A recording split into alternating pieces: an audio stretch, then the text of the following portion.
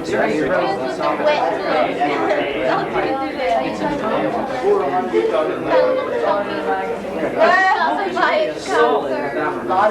I know, because when I was in Canada, Today, I'm very happy to be here. One reason, excuse me, it's Groundhog Day, nice and clear. One reason I'm particularly glad to be here is because there were two past times that I was scheduled to come here, and through no fault of mine, they were canceled. One was Smokeout Day a couple years ago, and something came up at the school, I believe it was for a General Assembly group, and something came up, and they postponed it, and they didn't reschedule it. I don't know why, but it wasn't rescheduled. And so, it had never been rescheduled, much to my sorrow. And then another time it had been set up, and I believe there was an evaluation day came up all of a sudden. It was postponed again. During the last several years, I've been going to Warminster and North Penn and a number of different places, everywhere but East Norton, or Norristown Area High School. And I've said that I didn't think that that was right. So I told the American Cancer Society in Philadelphia that I did not want them to schedule me for any more talks outside of my area. So when Mr. Staten called, I had talked to him about talking here, and he said that he thought it would be a good idea. So to Mr. Staten, and he to Mr. Petruso, your instructor, this has been set up. Now, I used to smoke. I know you no doubt have been told that I'm here because I want to tell you about smoking and the damage it can do, the harm it can do, and I want to tell you why I think you should stop if you smoke. And if you don't smoke, I would like to try to tell you that you should never start. It's a nasty habit. It doesn't give you that much pleasure. I started smoking when I was about 16 or 17. I never smoked heavy. I smoked until I was 57 years old. I'm now, next week or so, February 14th, I'll be 89 or 79. Don't get any worse than this. But anyhow, I stopped in 1962. And I stopped cold turkey. And I believe that would be the proper way to stop. A lot of people can't. A lot of people pay large sums of money to stop smoking, and some of them don't even stop then. But it's a very sad thing because smoking has been proven to be very harmful.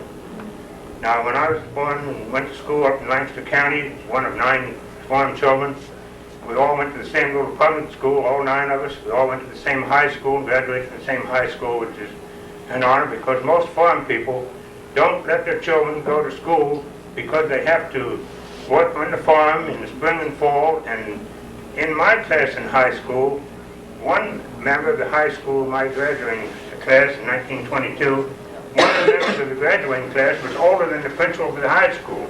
But he did finally get through. But that's the way it goes up there. But I remember when I went to the little red schoolhouse, the one-room schoolhouse, I remember a big poster up on the wall. It said, "Don't make a smokestack out of your nose." So that proves that in those days, now that goes back to about 1910 or 11, when I'm talking about. They knew in those days that smoking was harmful. They didn't know it caused cancer, but they thought it would cause tuberculosis and things like that. They knew there were a lot of deaths. But at that time, they didn't know that it was causing cancer. They didn't know what it was, but they knew it was harmful. And another thing that impressed me, and I still remember, when we'd go to Sunday school or any place like that, or any place where there'd be meetings or groups, and any time a man would pull a pack of cigarettes out, not a young person, the young people didn't smoke. If they smoked, nobody knew about it. I smoked, but not my parents didn't know it. But it was, people didn't smoke, young people. In fact, the country store where I taught after high school from at Ben's College and on, they didn't even sell cigarettes. They wouldn't sell them. They didn't believe in it. And so I remember there'd be a group of people standing around, men I say and women, and a man would pull a pack of cigarettes out and light a cigarette. Somebody'd say, there goes another nail in his coffin. So they didn't know and felt at that time it was harmful. There have been more people died excuse me, in 1 year from smoking than were killed in World War II. In 1 year died from smoking. Now, since the world began, since mankind, there have been more deaths caused by smoking and cancer than all the deaths of all the wars since creation, all the wars and all the plagues and all the things that have happened in the world. More deaths caused by smoking. And smoking hadn't been that prevalent that long. Now, we know it's bad. Today, you see on your pack of cigarettes a warning. The Surgeon General has determined that smoking is dangerous to your health. 13 little words. In 1964, the Surgeon General, through a lot of pressure and everything, was able to get people in Congress to put pressure on, and around 1970 or around there somewhere, they stopped allowing any advertising on television or radio for cigarettes. But unfortunately, they weren't able to stop it on the papers. And today, more money is spent on cigarette advertising than any other commodity. Here's some examples of it. The other day, just after Mr. Petruso had called me, I heard I saw a TV program yesterday. The president of Reynolds Tobacco was on there, and he said that it had been so unfair for the media to treat them the way they had been treated, because it had never been proven that cigarettes was causing cancer. And he said that they are prepared to, and that they are going to spend many millions of dollars in the very near future to try to prove to people that smoking is not causing cancer. So beware of that. Do not be fooled by any of that, because the facts are there. 100,000 a year heart bypasses are done each year, over 100,000. Over 80% of those heart bypasses are done on people an average age of 56, and over 80% of those people are smokers. It must mean something. So, as I say, don't be fooled by these ads. There was even a picture made a few years ago in Britain, where made by those men that you see riding the horses and smoking cigarettes and all, made by those men. And then a short time after that, one of those men was found wearing a pack on his back so he could breathe. And they found out about here in the United States, and they were able, the tobacco industry was able to ban that picture in the United States. There was a picture, a copy of it made, and they thought they were able to get it out and maybe be able to show it here in this country. But so far they haven't been able to do it. The tobacco industry is very, very powerful. But they've prevented that. I'm doing a lot of time. I wanted to tell you some experiences of mine. Back in 1962, that's before this warning came out, and that came out in 1964. In 1962, my wife and I were going to take a trip to New England State or someplace. We used to always take trips all over this country, But at that time, I had never had an examination for driver's license. So anybody who had never been driving all these years, I started driving at around 14. The country didn't have to have a license, and then later on we had to have a license. So anyone who had been driving and having a license, which later on we had to have a license, but never had an examination, everybody had to take an examination. So I was one of the ones that was called. So I went to take the examination. So we had everything packed to start on the 2-week trip, and I had received this notice.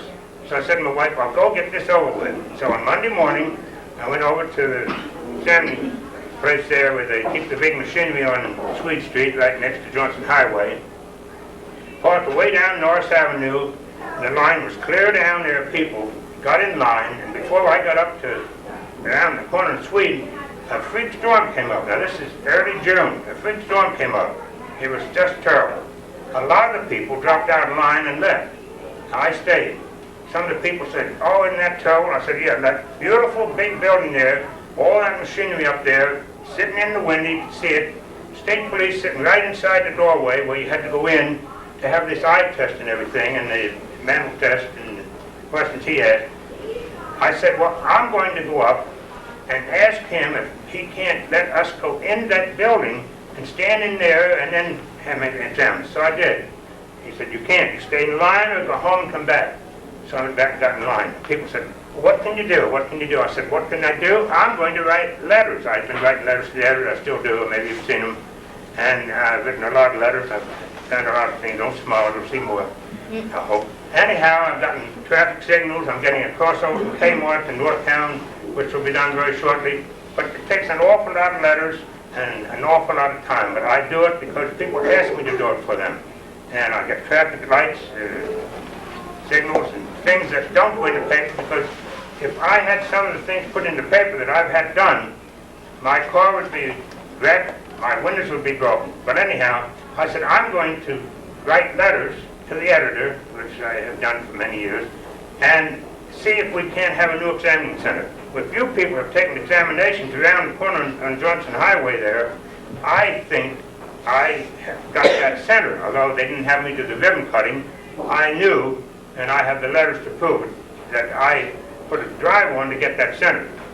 They make it shorter. So when I went in and got my test, the state police handed me a card and he said, now you have to get a physical examination from the doctor.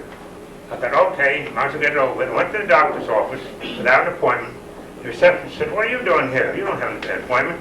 I said, I had a test for a driving test, and I have to have a physical. She said, well, sit down. So she let me sit there, and from the storm and everything, for some reason or other, the air conditioner was on. So I sat there for about an hour and a half, soaking wet, and I got an awful pain in my back from that. The doctor examined me for the examination, for the driver's test. So anyhow, then I had to go back to him for this back pain. So I was going back and getting no better, it was getting worse and worse. It was just terrible. So I had met a doctor who was the son of a woman who my sister, one of my sisters, had brought up home when his mother was 17 years old. His mother was 17 years old, and I had met him on a business deal. I was a settlement officer for a large real estate company. And I said about the name, was he the one, same name? He said, yes, I'm this woman's son. So I had met him in the hospital, so I said to my wife, I'm going to change doctors. So I had to change doctors. So I went to this doctor then, in September. When I walked in, told him what was wrong, he said, one of the first questions was, did you have x-rays? I said, no, he never suggested x-rays. He's given me so-and-so and so-and-so medicine and all that. He said, I'm going to send you to my hospital for x-rays. So he sent me to the hospital, went right to the hospital and had x-rays. The next day he called me up at the office. He says, I got your x-rays back, but he says, I'm going to send you back to the hospital right away. I wasn't there, I was an outpatient. I was not confined. I want you to go right back to the hospital, and I have informed them what x-rays I want to have taken. Now, if you go today, that's a must. I said, okay. So I went. The next day, I got a phone call around noon. He said, I want to see you in the office. I said, okay, I'll stop on my way home. He said, no, I'm waiting to see you at the office. So I said, well, gee, I have a couple of appointments this afternoon. I had a couple of settlements coming up.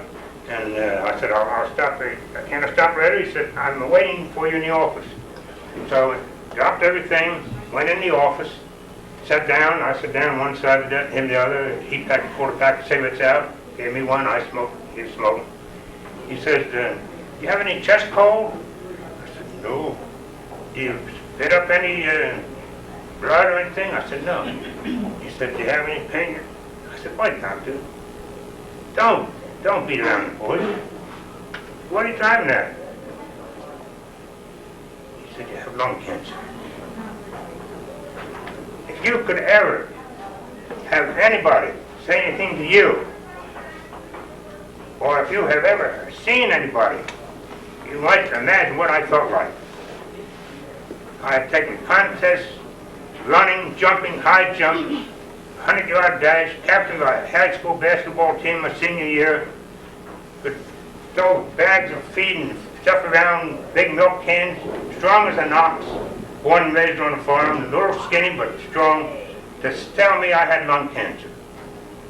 I never smoked that much. I never smoked more than a pack a day, and most days not even that much. But I had started when I was, say, around 17. But I didn't smoke before breakfast, and I didn't smoke before get up in the night, smoke. And I said, all right. He said, you have to stop smoking. I said, all right, I'll stop. I'll taper off. He said, oh, no, you won't. Oh, no, you won't. You'll stop. So I said, okay, I did. I put my cigarette out, and he put his out. He stopped, and I stopped. He said, you have to go to the hospital. I said, well, when? He says, tomorrow. I've already called. He said, any special surgeon you know or anything? I said, no. So they operated. There's a long story there. The bronchoscope thing that they did is, I won't describe it because I don't want you fainting. The most horrible thing I think they ever did. It's just terrible. The operation, they cut me from the chest, which they do everybody with lung cancer, right around to the backbone, take a rib out, open you up, get your lung out, collapse the lungs and everything. Took a part of the lung out, the right lung. That is not bad enough. When those nerves start joining together, which they do, they throw out little roots, and if one root touches and they all join. The most excruciating pain. Now they won't let you lay in bed and try to heal. They have to have you up on your feet the next day with tubes all over you and everything, because if you don't, you get pneumonia. Or in the doctor's office, I said, what chance do I have? He says, I was heavier then. I weighed about 170 all over right here. So he said, you have one chance in 50, one chance in 2, 50% chance of surviving the operation. You have one chance in 3 of surviving the cancer. We said, you have no choice. But I had the operation. I'm asking you, please don't have to go through that when it isn't necessary. There's not that much pleasure to smoking. You don't get that much out of it. It doesn't come a week or 2 or 3 years from now. It comes 25, 30, 40 years from now. The men are not smoking as much as they used to. The women are smoking much more. Why? I don't know. It seems to be something that they feel they have to do to, you know, it's like a must thing or something. Now, if you don't know about cancer, your lungs are about the size of a football, and they are all porous-like with little bronchi, or whatever they call them, up in there, where the air goes in, so it exchanges oxygen for the carbon dioxide and the body wastes that come out from the blood to put oxygen into the blood. Now the waste comes out, and all that bronchi up in there, even goes up into the very small parts, is what they're all lined with what they call cilia, C-I-L-I-A. Now those cilia move, wave, like in little waves, like you see wheat waving in the wheat field, towards the outer part. They propel all foreign objects towards the surface and get rid of all the different things, the tars and the nicotine and the 2 or 3 other poison things that come in with that smoke, even though it's filtered. But now and then, the tar or something will break down those cilia. And when they break down, your cells in your body will reproduce to take over for a bad cell and renew to a new cell. Every now and then their cells get in there and they go wild. Instead of reproducing an old cell, they reproduce from 1 to 2, and 2 to 4, 4 to 8, 8 to 16, 32nd, 34, 64 and all. They keep producing. And they produce and produce, and they will destroy good, healthy cells in the meantime. And they get started there because the psylla breaks down and doesn't get that mucus and stuff out, or the foreign subject that come out. Now you hear it, people have a cigarette cough. That is bringing up the mucus and stuff that the psylla is not able to get out without you gnawing it into your throat and you swallow it and all. They get rid of that, but they can't do it if they're destroyed by the tars and nicotine oil. Nicotine is very harmful to your body. If you take a puff of cigarette and inhale it, within 6 seconds, that nicotine is in your brain. Now yesterday I was reading the paper, and I was reading about an article. I was supposed to be a brain surgeon. My brother, younger brother, said he was going to West Point. He made it. I didn't. But anyhow, reading an article, people were asking about a disease called Raynaud's. And one of the things said it's pains in the hands and all where they don't have proper circulation and all. Don't smoke. Blood vessels are highly sensitive to nicotine. I thought to myself, there's something I can use in my talk tomorrow. As if I don't have enough. I've got thousands of cutouts and pages of stuff. Here's one here in memoriam. The smoke enders, they advertise to get you to come there. It says, if your name is here quicker if you don't smoke. Each cigarette you smoke shortens your life by 5 minutes. Now, whether it does or not, I don't know, but that's what they advertise, and they say each cigarette shortens your life by 5 minutes. It's not the shortening the life, it's the emphysema and the different things that could cause the life to go on with terrible, terrible pain. Maybe if you're taking radiation treatment, 20 or 30 in a 6-week period, maybe, back and forth, radiation treatments. If you're taking chemotherapy treatments, in advanced chemotherapy, the treatments run as high as $75 a treatment, with all the side effects. Lose the hair and sick and a lot of side effects. It's terrible. And those treatments go on in a lot of cases for a period of maybe a year or more.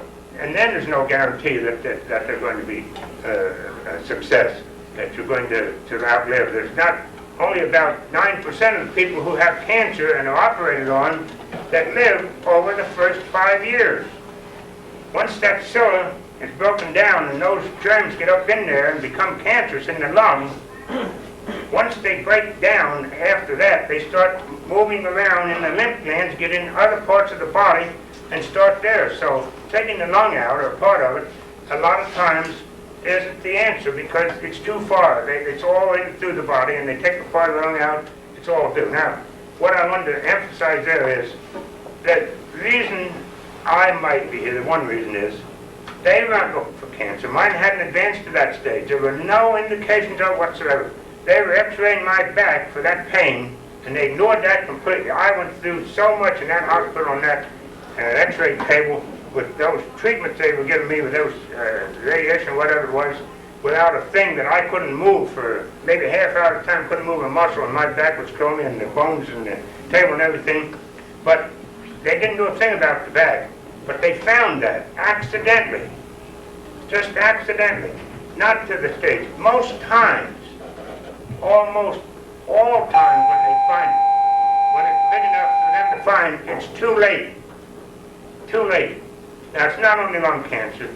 There'll be maybe 430,000 people die of cancer in a year.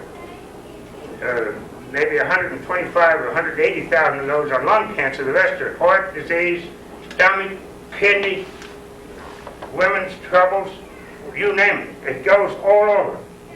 Now, that psylla that I looked up in the dictionary one time, in the dictionary, my dictionary, the word right before psylla was cigarette, and the word right before that was cigar. And I thought, such an odd fate thing. Cigar, cigarette, and psylla. Two killers right next to something that they are killing in the body. It's science. Now, is my time up? So I can't understand. I could make this a lot worse. I could bring pictures and show you some of the operations if you wanted to see them sometime, but I don't think that's as effective. Or doctors go out and talk about the cases and everything like that. Because I've told them at the cancer meetings, I think my experience tells more than a doctor can tell you. I can tell you what it's like. they can tell you what it does to people, but I know what it did to me. I know that I didn't enjoy smoking that much. I smoked over all those years, but I didn't enjoy it that much. I don't think anybody that smokes enjoys it that much. The nicotine that's in your body, 5% of smoking is the nicotine craving that you have. The 95% of smoking is the habit.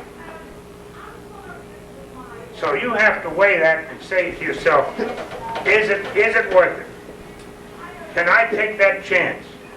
And for you young ladies who expect to have families later on, it does so much harm. It does so much harm. You don't believe it. You don't realize it. You're not doing it intentionally. But it has been proven over and over that the babies are born of women who smoke are lighter in weight. They're not as healthy. Even children under the age of 5 in a house where a mother smokes has twice as many colds, twice as much asthma and troubles, lung troubles and all. The cigarette smoke that is from a cigarette laying in an ashtray or standing there, sticking between your fingers, is more harmful than the cigarette smoke that you inhale. The cigarette smoke you inhale is filtered. Not that it doesn't take everything out, it takes some. There are 2,000 components in cigarette smoke. It might take some of the tar out, it might take some of the nicotine out, things like that. But you pull that much harder, and hell